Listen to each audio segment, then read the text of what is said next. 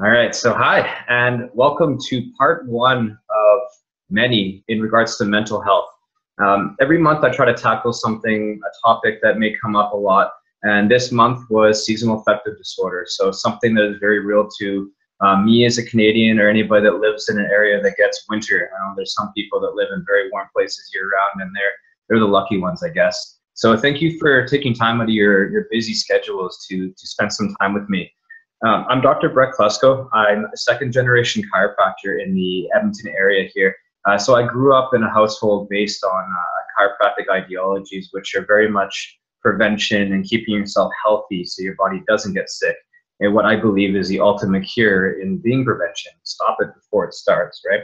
So one of the biggest things we go by with the body as chiropractors is the belief of the innate intelligence, and that the body is smart. It knows what it's doing.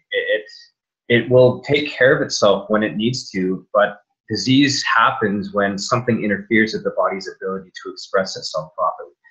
And with that ideology, that's how we kind of look at the human body. So when it comes to mental health, there's this view that many people have, and it's called mind-body dualism. What that means is that people separate the brain or our mental abilities from the body.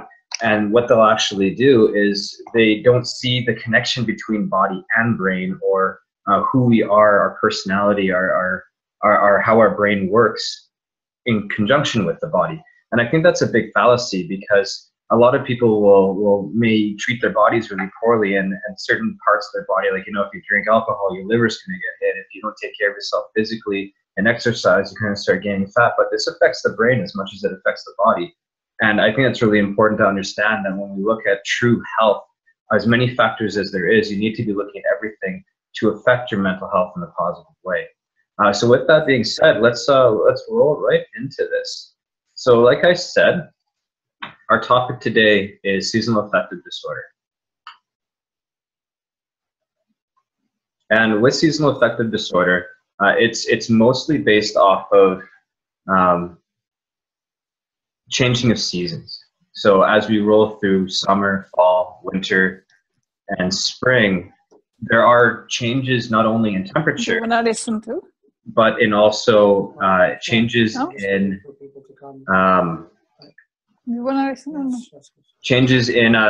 sunlight, and changes in how we spend our days. Like, do we get outside as much when we hit the sun? Is it as powerful as, say, it is in the winter? And the answer is no. And most of this is actually based off of sunlight and how it affects our body. So seasonal affective disorder, or S.A.D, to save me some wordage, is a form of depression directly related to seasonal changes. The symptoms begin and end around the same time every year.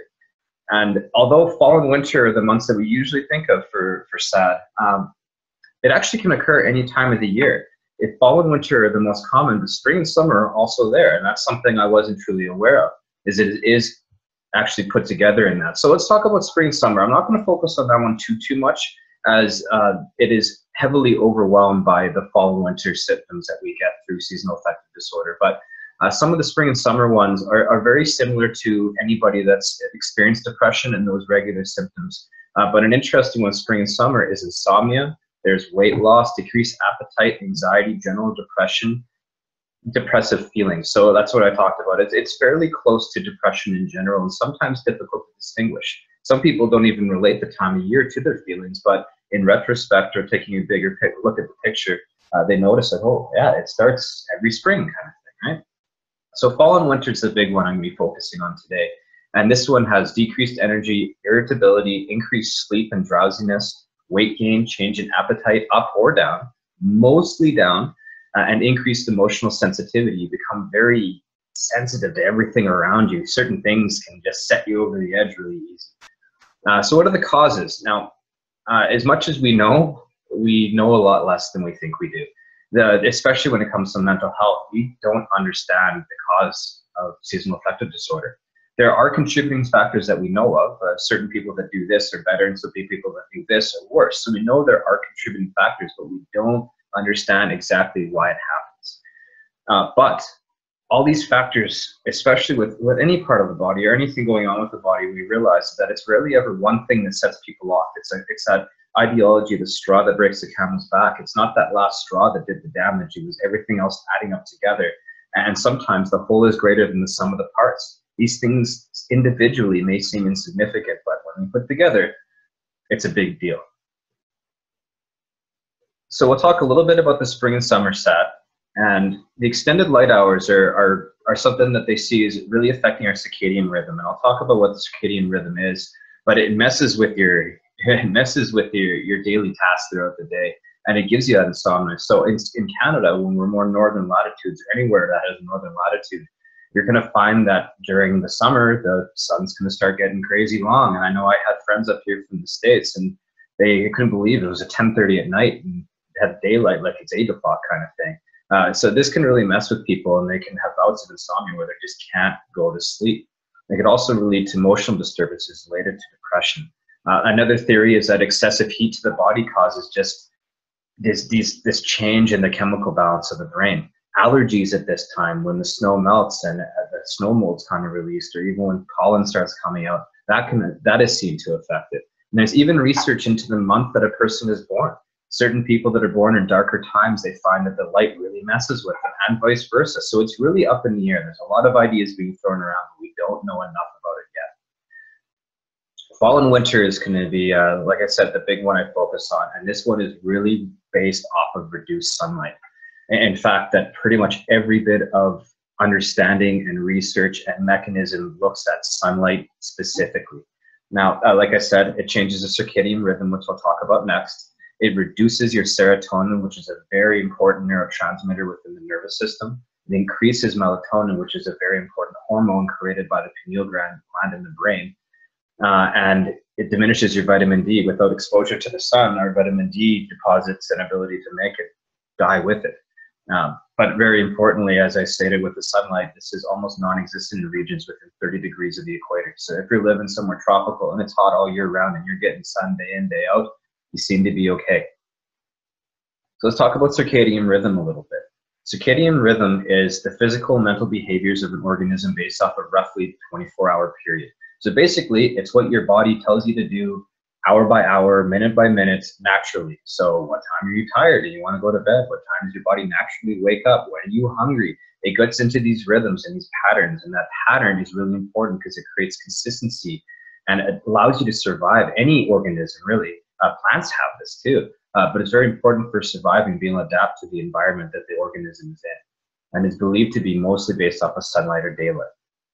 Changes to the circadian rhythm can really mess with you physically and mentally, and a really good example of this is anybody that's traveled out of, I think, 4 or 5 more hours behind or ahead, and they get jet lag.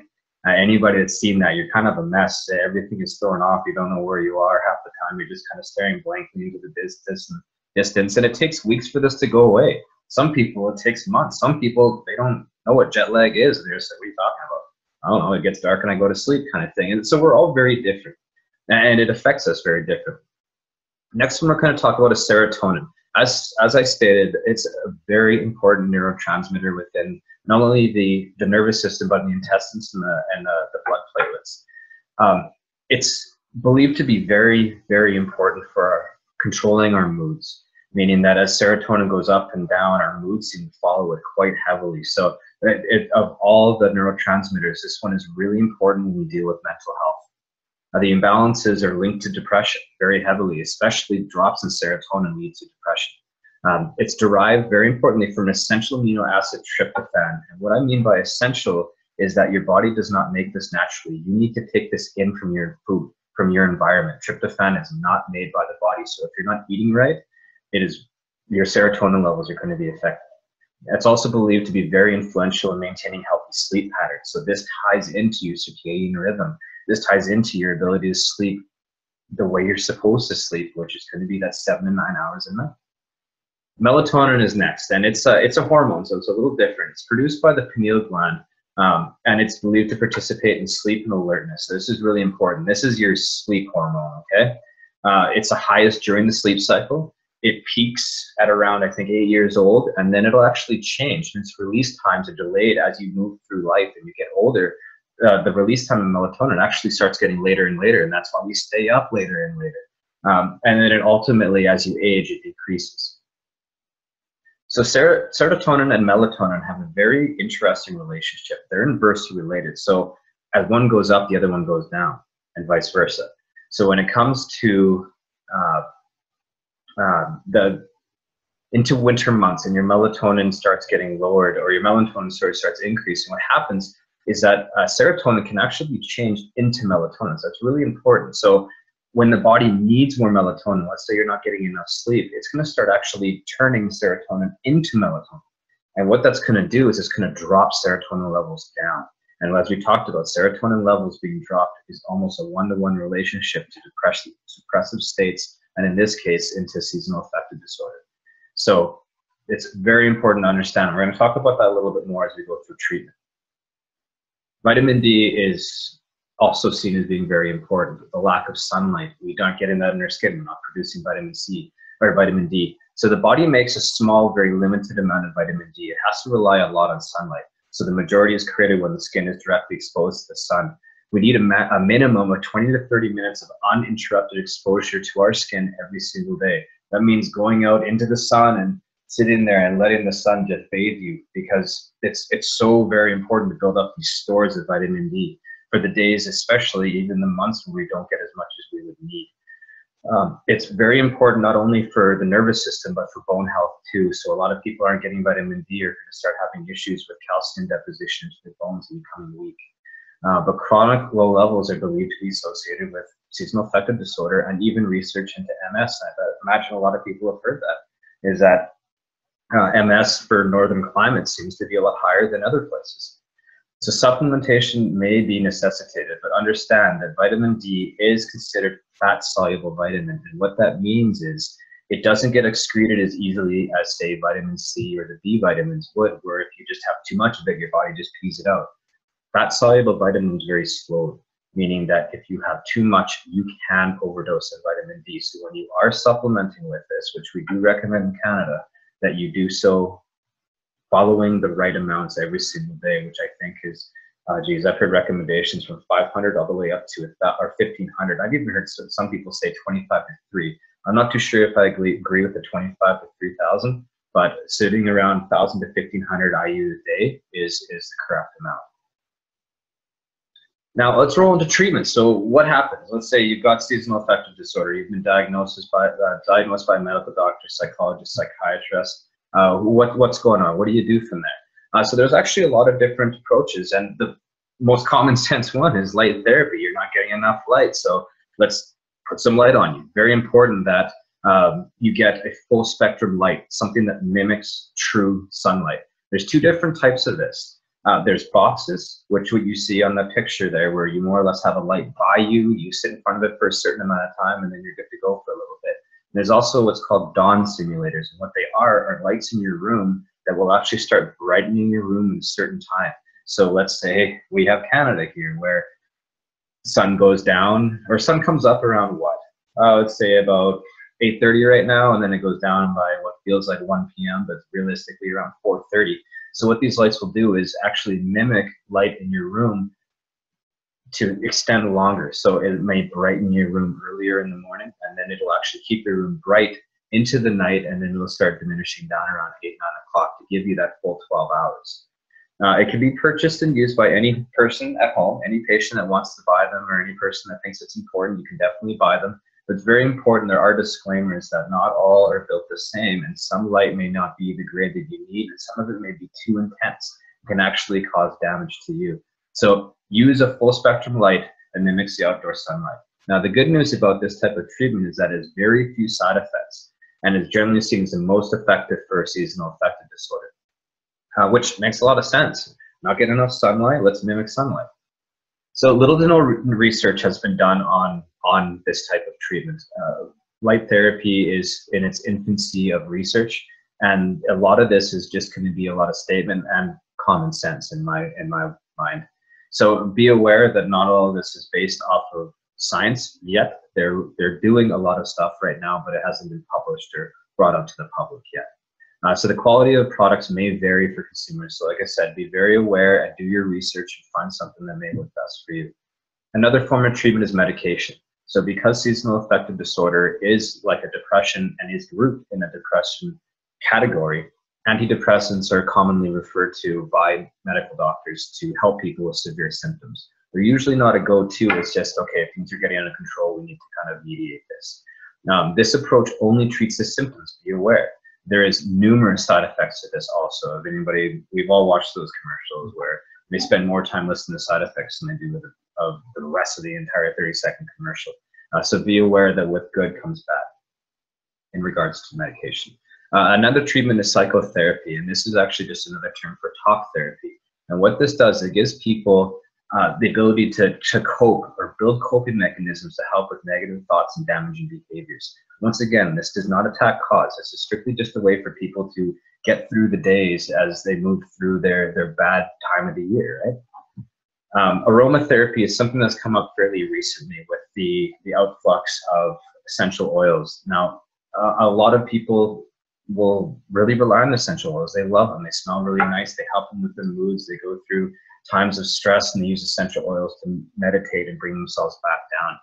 And it helps balance the circadian rhythm. But the issue with essential oils is much like a lot of this stuff with seasonal affective disorder and mental health in general, there isn't a lot of science or research that states whether or not this stuff works and to what level it may work. So there is no research, there's only testimony in essential oils. So a little disclaimer, hey, if you use essential oils and they work great for you, that is great. I am not going to be one that knocks results. But be aware that essential oils do contain a lot of stuff and you need to know what's in them just in case you may have a negative reaction, whether that be contact directly on the skin from dealing with the essential oil or even from respiratory irritation for being allergic to what may be in it. So use with caution, but definitely a nice, easy, natural way to help deal with these imbalances you may be feeling. Exercise across the board is probably one of the best things. As a chiropractor, we truly believe that a body in motion stays in motion. Stealing Newton's first law of momentum.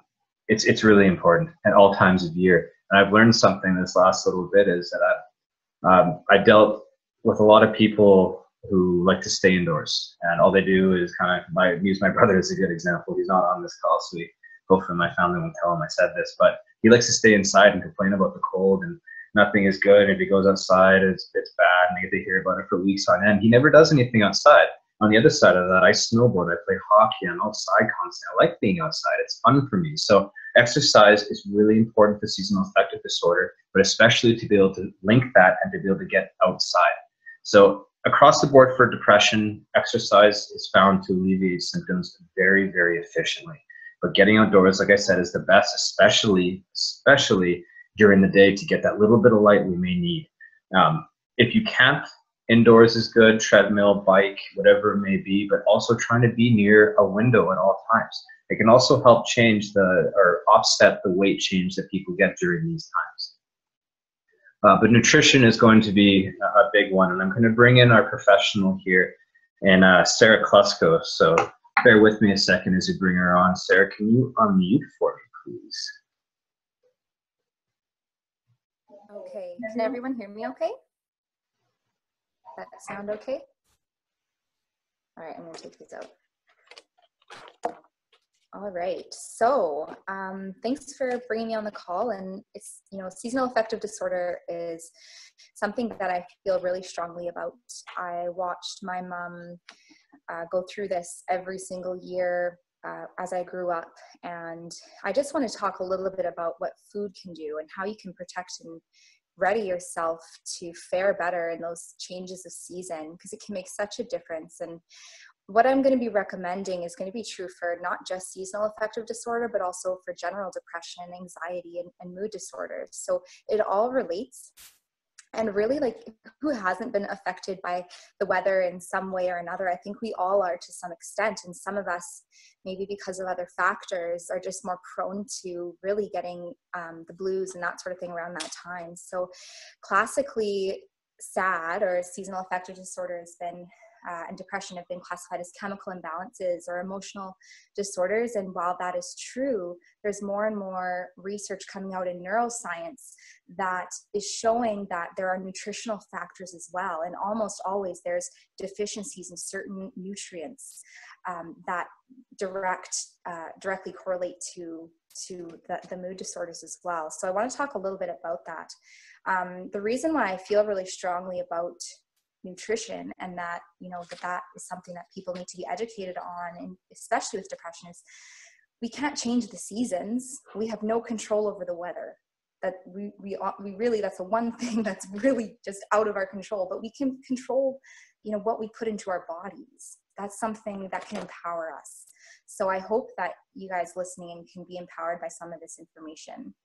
And so I just want to break it down into 3 things. And if you've heard me speak before, this might kind of be a broken record, but that's okay, because this is really true for any sort of imbalance, but especially with depression. So I want to start talking about fats and their role in our brain and in our mood. So the brain is 60% fat.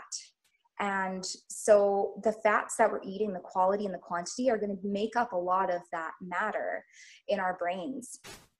And it's really crucial for preventing depression to have a quality fats in our diet. I know, my mom, she was also dieting, as many women are. And so she had a lot of low fat things in the house, because it's still around now too, that belief, but back then especially, I think that dieting mentality, those low fat, no fat products were really being sold at that time.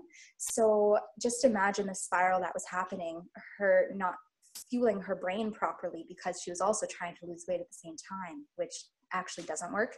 We need fats even if we're trying to lose weight. And so the thing with fat to think about is the quality. And so we need a balance of omega-3 and omega-6s. Those are 2 different types of essential fatty acids that are very important. There are others, but in our society, we get a lot of omega-6, because omega-6 is found in meat products, in dairy, things like that. So we have lots of that stuff, right? But omega-3s are in things we don't eat quite as often. So things like cold water fish, salmon, things like chia seeds, flax seeds, hemp seeds. And the important ratio that we need in our body is 2 to 1. So for every 2 omega-6s that you have, you need 1 omega-3. And this is true for systemic inflammation. This is true for just general health, but especially for our brain. And when we don't have those healthy fats, it actually increases our cerebral age, so our brain age. And as you know from playing that brain age game, you don't want a high brain age.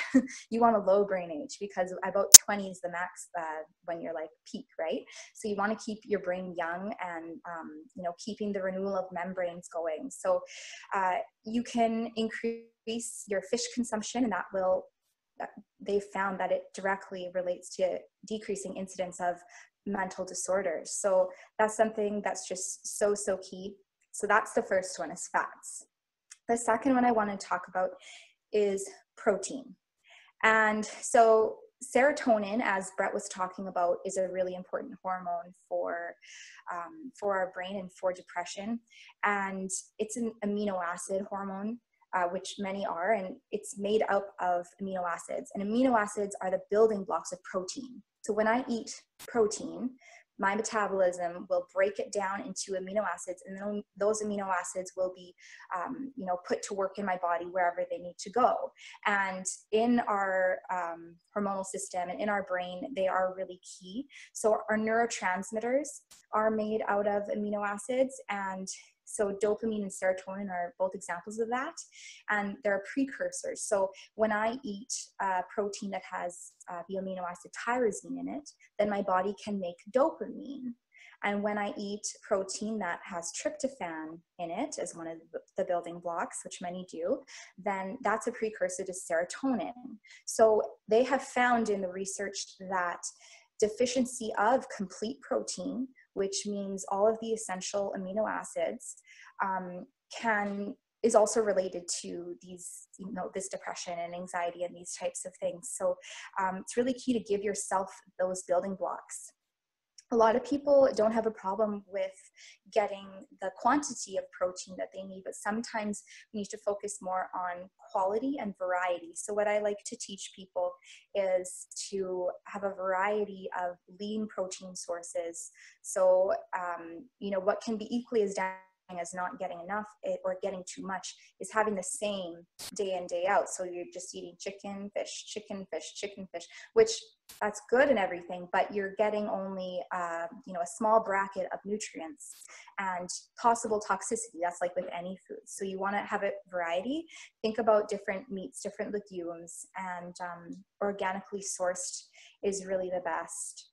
And then the third thing is, so the first is fat, second protein. The third category that we need to think about to fuel our brains properly is carbohydrates.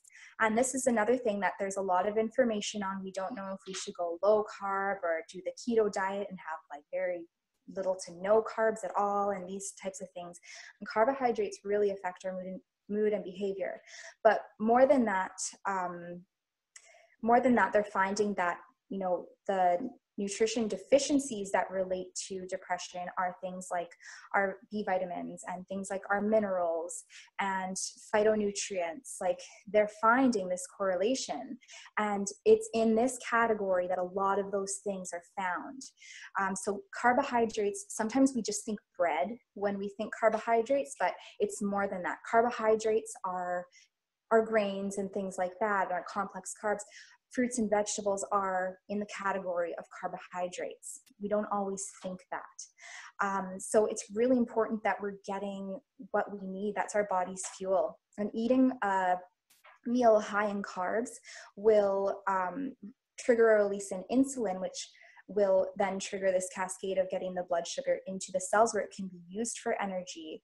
And only when that happens can our body convert to things like tryptophan, you know, into serotonin and those types of things. It needs that energy.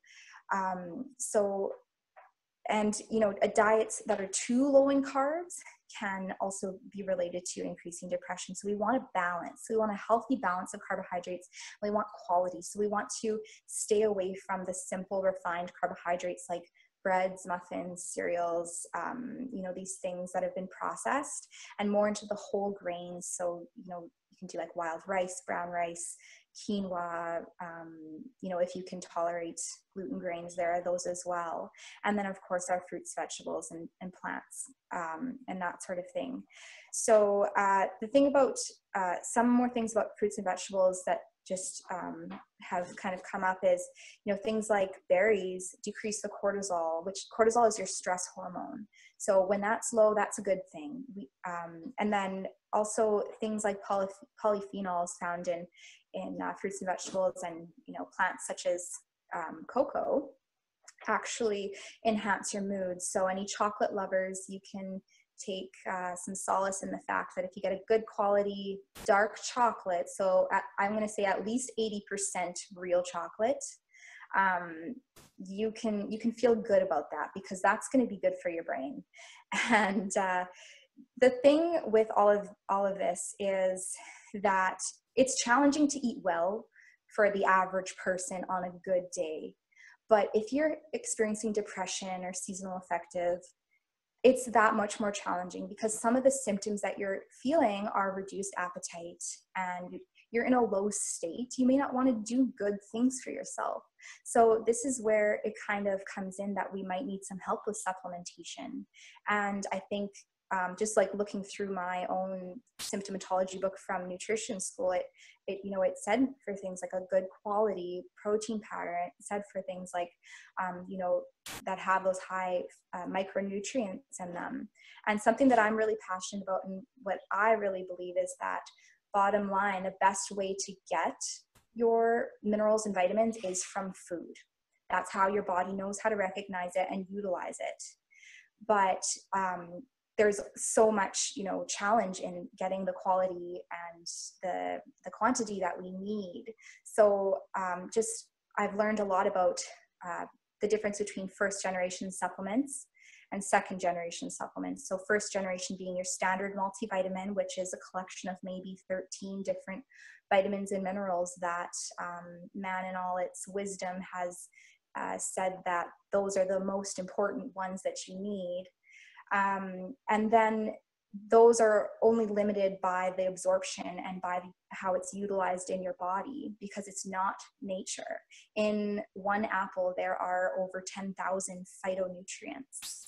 So our little pill of 13 in the multi is going to do something a lot different than that apple. Which one is my body going to do better with? So I've become a really big advocate for second generation supplements, and those are whole food concentrates. So rather than isolating specific vitamins and minerals in a laboratory, they actually concentrate whole food, because at the end of the day, we don't really have a vitamin deficiency. We have a whole food deficiency. We're simply not getting enough of the good things that we need every single day on a consistent basis. So to me, I compare it like a multivitamin is like a tape deck, and that works and everything. But, you know, a whole food concentrate is like an iPod. And why would you buy a tape deck when there are now iPods? Do you see what I'm saying? Like, it's more user friendly, it's better technology, and our bodies, they absorb it better and recognize it better. So those are just some of my thoughts about nutrition. And if you guys have any questions afterwards, I'd be happy to go into something a little bit more specifically. Great. Thanks, Sarah, very much for that input. That was excellent. Yeah, something in my practice as chiropractors, we are fairly trained in nutrition, and nutrition is very important because it's one of the biggest aspects of our health. And when it comes to things like supplementation, it can be a really tricky thing, because we're thrown and told that, like, yeah, we need a complex, we need this, we need that. And research is coming out now that type of supplementation doesn't work. So the second generation has come in to fill a hole that needed to be filled a long time ago. We just didn't have the technology.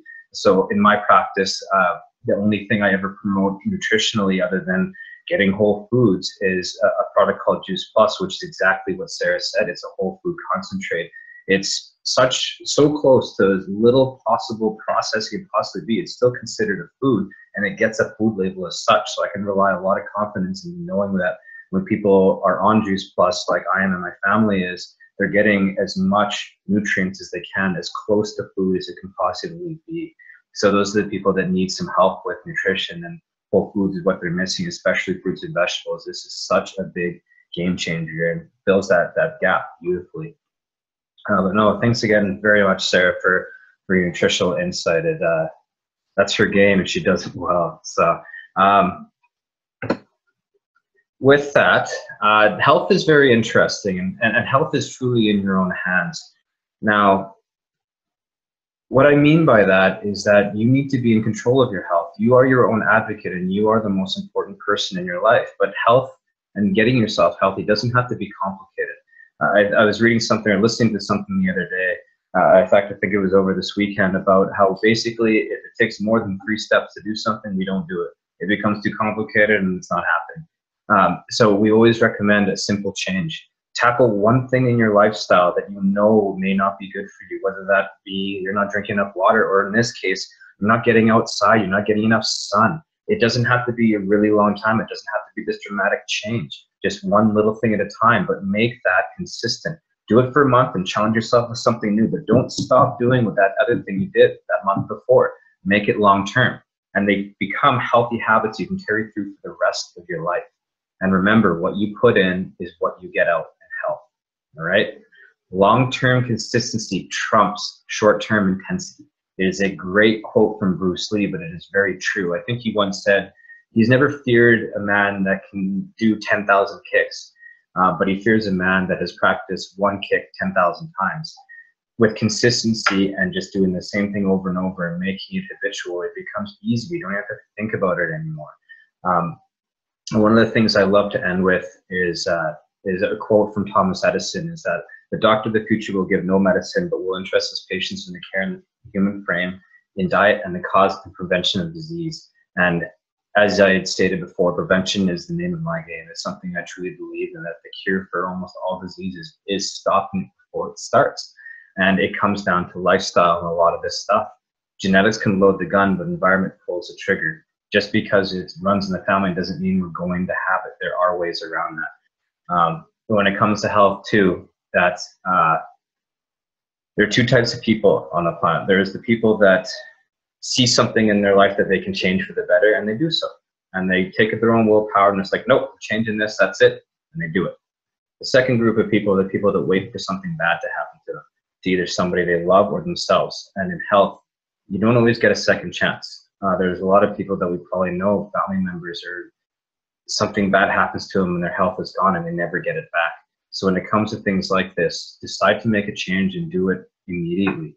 There is no such thing as too early, but there is such a thing as too late. So thank you very much for tuning in, everybody. I appreciate you spending a bit of time with me